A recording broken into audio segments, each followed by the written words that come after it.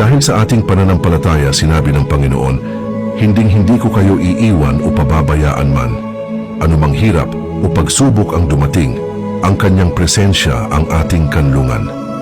Sa oras ng pangungulila, siya ang ating aliw.